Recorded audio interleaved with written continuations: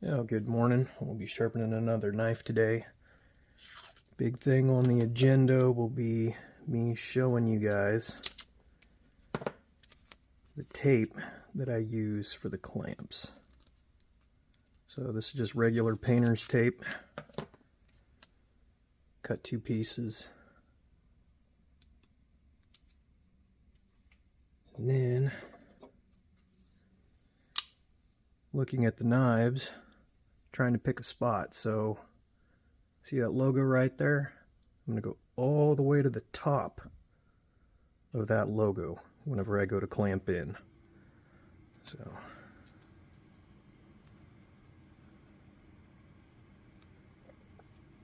just like that. And this side doesn't really matter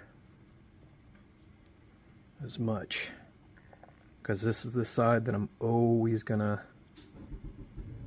use as my benchmark for where it gets clamped in. I got scooter a little bit more. There we go. I'll go ahead and clamp her down.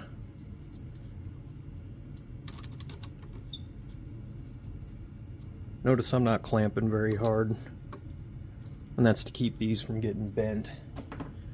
I'm using the tape as basically a clamp in itself. So metal on metal, pretty prone to sliding, so I don't really want to deal with that issue.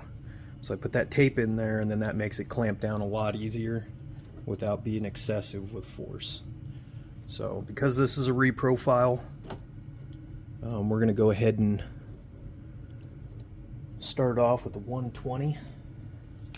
But before we do that, I'll go ahead and put a little bit of Sharpie marker on that bevel so we know exactly where we're starting off at. If you notice, I'm making sure that the pivot is staying above the blade. And there's a reason why I do that. As we're sharpening, we're going to get more and more fine pieces of metal that are coming off the blade. And if we go under, then we're getting those shavings down in the pivot. So it doesn't matter if I'm using a fixed blade or sharpening a fixed blade, or if I'm sharpening a pocket knife.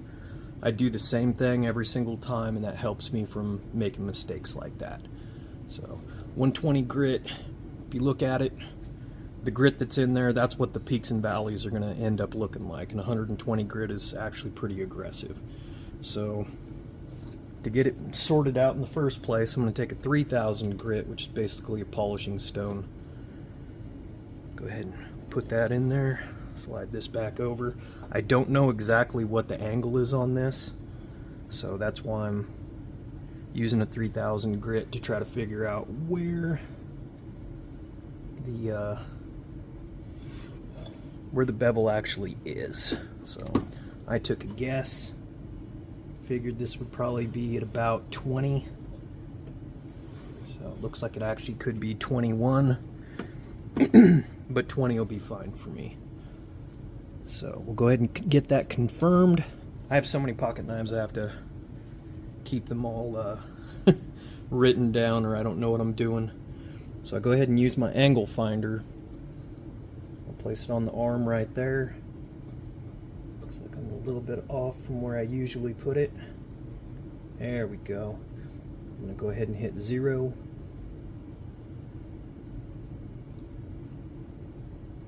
There we go. Place the sharpener on there. And I'm right in the ballpark of 20.5, roughly. Which is about halfway in between where I thought it was going to be and where it actually is. So I'll go ahead and take that stone back out, because we're going to be reprofiling today. So whenever I move this, I like to use the method of 10s, 5s, and then 3s. So when I'm first doing this, I'm going to go ahead and do 10 swipes on each side, flip it over, do 10 swipes, flip it back. Because this is a reprofile, I'm probably going to have to flip back and forth using 10 several times before I can drop down to just doing 5s or 3s. What tells me the time frame that I'm done with using 10s will be that I have no Sharpie marker left on the bevel on either side. Another thing is I'm not trying to make the entire blade perfect. The only thing I'm trying to do is I'm trying to knock down enough of the edge that I'm about 80%. The heel and the tip, because they're using belts at the factory to sharpen these up as fast as they can. Those are always going to be the worst spots. It's the spot where you're coming into the belt and then when you're exiting the belt. So those are always the most wonky.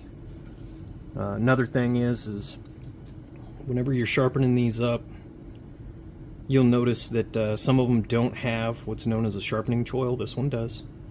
It makes it a little bit more difficult on a sharpening system. So we're going to go ahead and get started.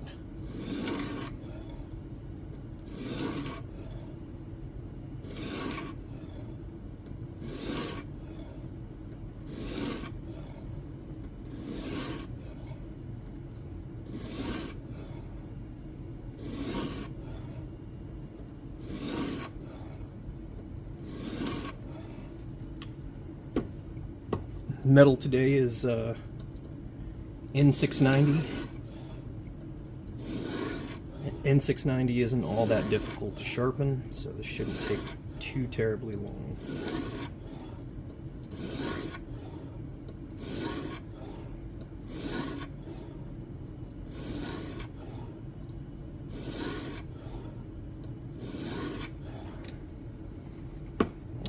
See that paper that's below? That kind of helps me. I can look above and I see the white of the paper, I see the shiny metal, and then I can see just a little bit of a line where the Sharpie marker still is. So I'm just looking at that to make sure that I'm taking all the Sharpie marker off. When I'm pushing this stone back across it, or diamond plate in this case, I'm not pushing down on it at all. I'm trying to avoid that, and so that's avoiding this from flexing, it's avoiding the knife from flexing, and it's also avoiding getting the knife to move on its own on accident. We'll do another 10 swipes.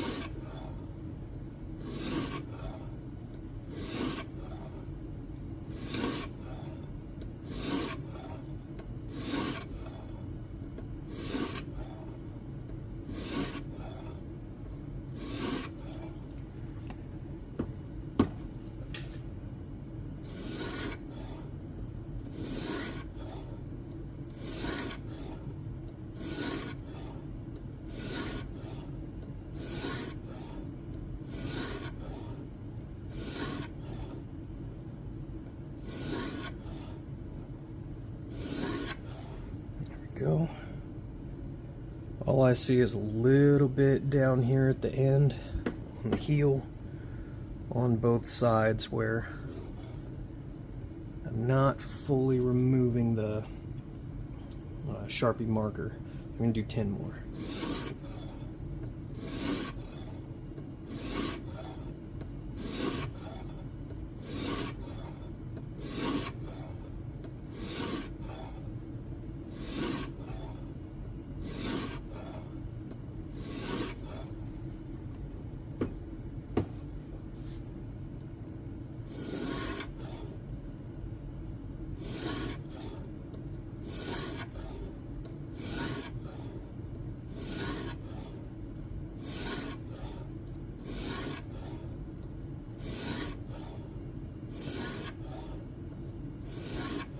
Okay, now we can drop down to 5s.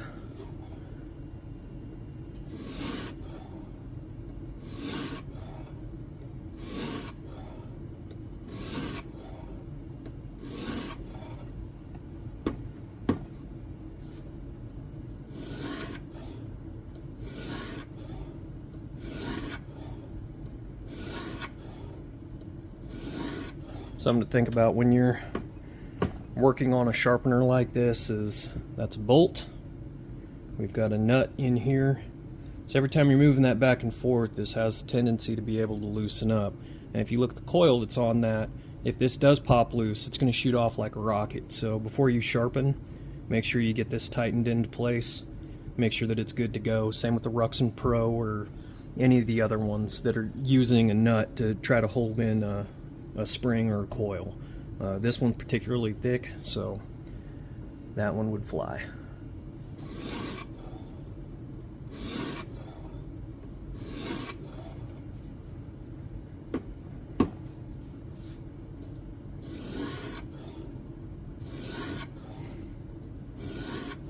There we go. That's not perfect. Down here you can see that there's still just a hair left. I don't want to chew the whole blade apart just because I have 5% of the blade not perfect where I want it. But it should be sharp at this point already. Go ahead. And that's with 120 grit stone, so already sitting in a good place. Go ahead and put in the 600. I'm putting no numbers at the top where I'm starting my push so that I'm not getting hung up on the numbers. I like leaving the numbers down at the base at the end of my push. And I'm always going in this direction because I don't want a large burr. I can move this back and forth and get a large burr, but I don't really want that large burr because then it's harder to get the burr off when you're done.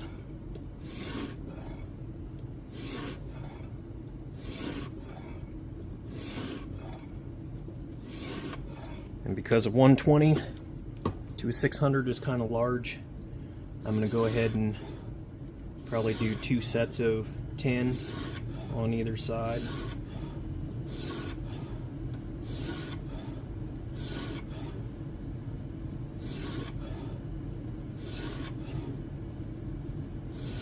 And that's to get those peaks and valleys out just a little bit more.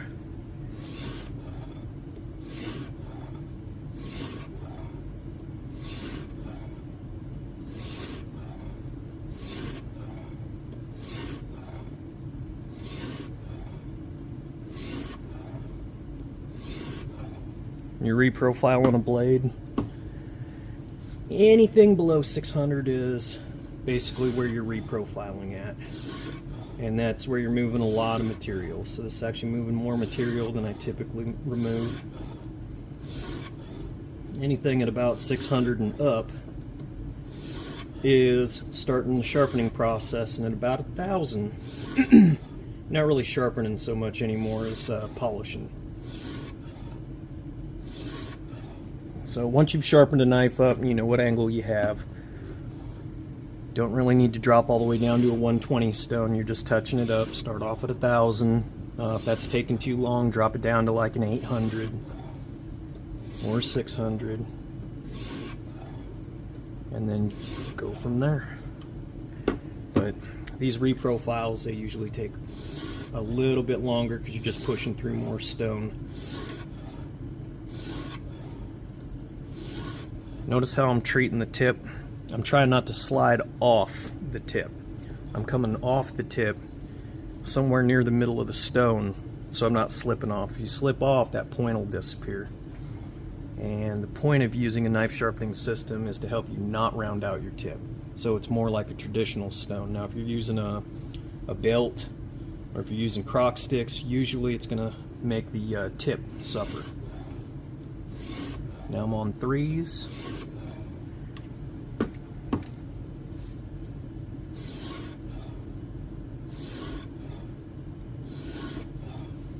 Now that edge is looking pretty good.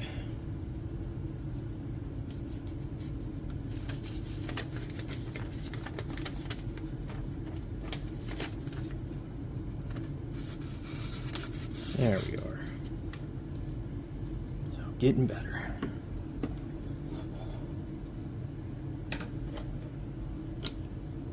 One of the main reasons we keep moving with the stones, higher and higher grit. For me, I believe that a polished edge lasts a lot longer. You can leave it toothy, it'll cut, hell, it'll bite right on into whatever you're trying to sharpen. But the drawback is that those little teeth will end up wearing out and bending and all those things a whole lot quicker than a polished edge will. And you can polish a toothy edge, but it's still not going to last quite as long.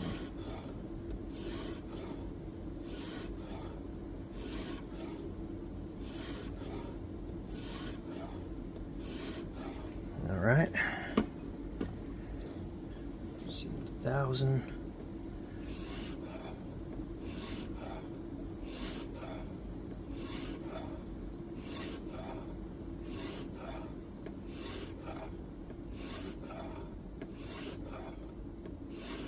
I also did an extra set of 10s on this 1,000 grit stone. Reason being is because it's one of my most used stones, so it's wearing out a little bit faster.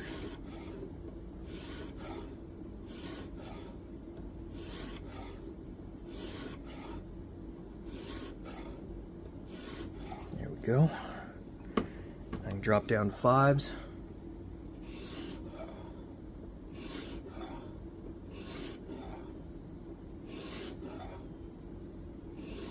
This blade is starting to get pretty shiny at the bevel, which tells me it's doing pretty good.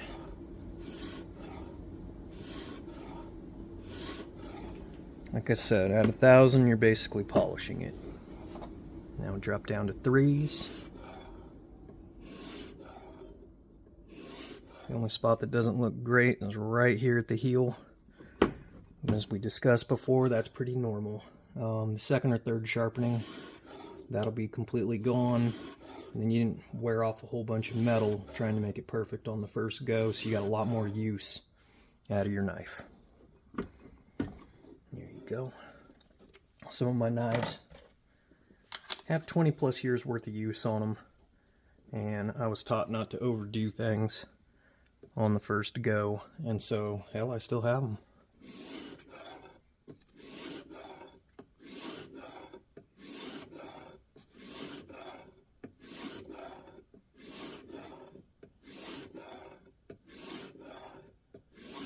Right, 10 swipes. This is a 1500 diamond plate.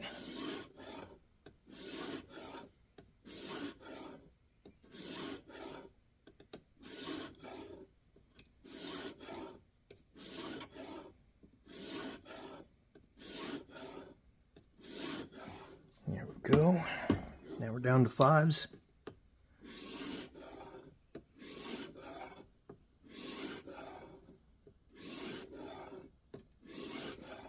Because I didn't take that out with the 600 or the 120, that spot's going to stay bad all the way through. There's no way that a 1500 stone's going to take out 120 score marks. It just isn't going to happen. It takes so long.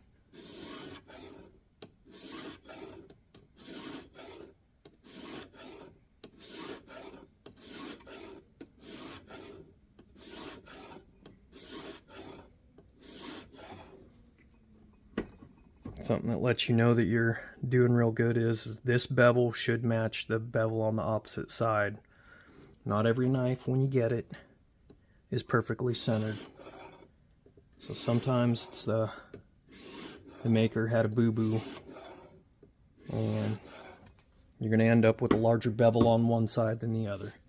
And you can also make mistakes where that bevel will be uneven on either side.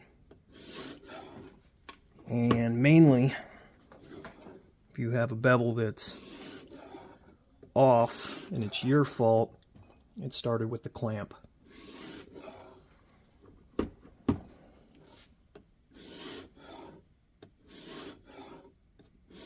It's okay to have a couple extra on one side and a couple less on the other. All you're trying to do is make it even all the way across. Best you can. By that third sharpening, tip to heel will be absolutely perfect. So we just moved up to 2,000 stone. Once again, we're going to do 10s, 5s, 3s.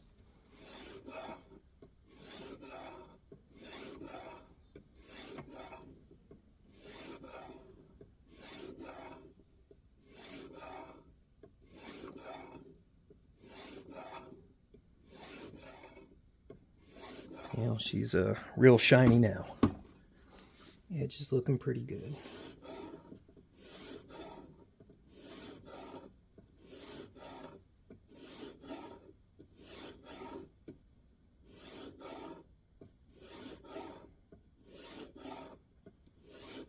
There we go.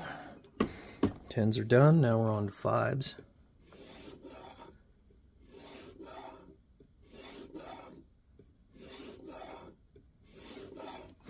Now, if this seems boring to you, put a movie that you've watched many times in the background. Just let it play. You don't have to look at it. You know what's going on. Put on some music.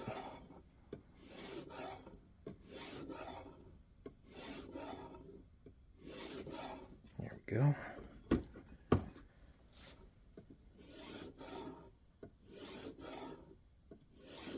If you have a bad swipe, it's okay. You'll know when you had a bad swipe. It won't feel right. Go ahead and do another, or do a couple if you think you did a bad swipe on there. Try to make up for it. These tools are fairly forgiving, so if you make a bad swipe, it's not that big of a deal. Just give it a couple more to even it out. Usually your bad swipe's going to be at the heel or the tip. So 10s.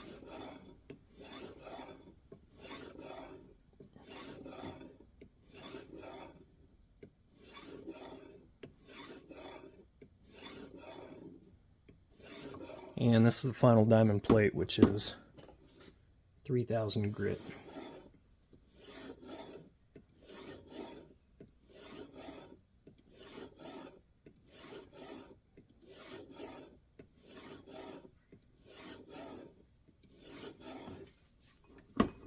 And this thing should be screaming sharp.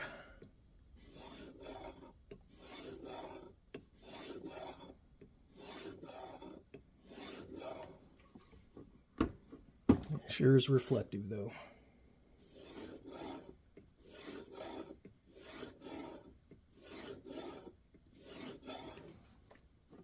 And 3s.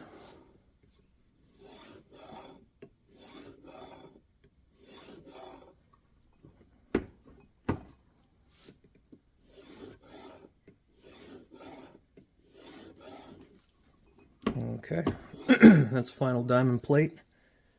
We're going to move on to a strop. The strop goes the exact opposite direction that you were pushing your plates. So instead of pushing up, we're going to be pulling. One of the things to think of, go ahead and lay that down, is notice the thickness difference in these two. So what that means is where this one is going to be hitting right here, this one's going to be hitting right here. So instead of being at the back of the bevel, it's hitting more at the front of the bevel. That's going to cause a micro convex on there. That also will help sturdy the edge, make it a little bit more robust, so it'll last a little bit longer. So got her all the way forward. I'm going to do 20 swipes. You can do 10s on each side twice.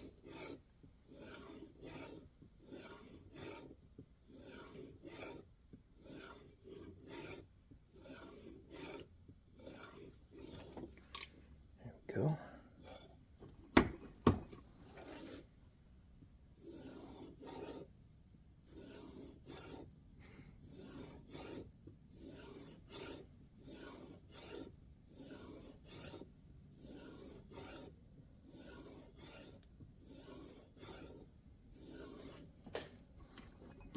I'll flip it over and give it a few more.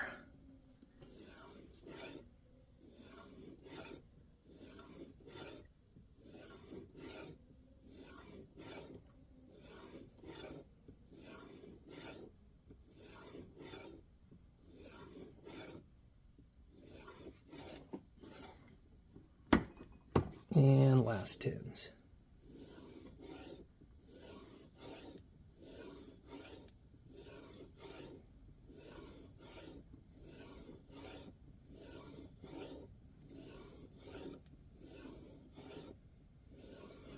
And there we go.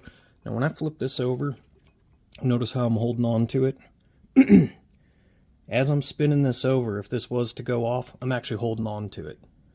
So if it does shoot off, I'm not dropping a sharp knife down towards my feet. It's also why I have this here to kind of protect me. And then it also kind of helps because I have my piece of paper there so I can see what I'm doing a little bit better. The more light you have, the better off you are at seeing this. Seeing how the bevel is working out. Get all that off of there. Go ahead and move it this way. Try to get some of that compound off. If you're using a more expensive, or sharpening a more expensive knife, definitely don't want that compound. My favorite is Flex Cut Gold. I mean, I could use the chrome. I think it gets just as shiny if you're using Flex Cut Gold. And the Flex Cut Gold is a little bit more aggressive. So I'm still getting my shine. And the compound's working for me. I don't have to push hard. I just kind of just slide it across. And it should be good. Just know that when you look at that, notice how it's hitting more over here and more over here on the strop. That's pretty normal. This is a piece of leather. This is a lot more flat than what this is going to end up being. Just move it across. Every once in a while you'll cut it. You have little cuts in there. You'll know pretty quick when you made a mistake. Alright, so let's get this thing. Oh, sharp test. I'd say she's pretty sharp. Should be able to cut newsprint with this.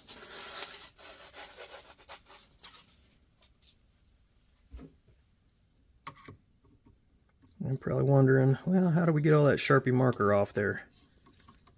It was just a little bit beyond the bevel. There's an easy way to do that. There we go. Grab one of these lens wipes. Or you can just use regular rubbing alcohol, higher the better.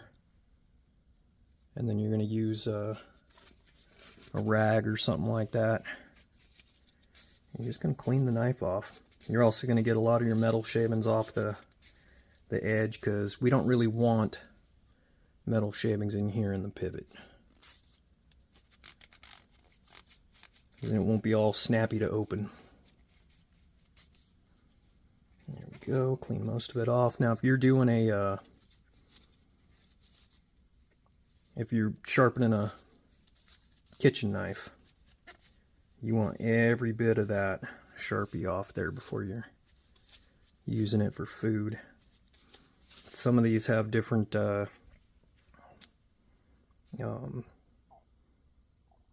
basically the finish on it, and some of them are going to hold on to that Sharpie marker a little bit more. Like you can see, yeah, there's a little bit of Sharpie there. It'll wear off. And this is just a pocket knife, so it doesn't necessarily need to be perfect. So I'm not doing food prep, but yep,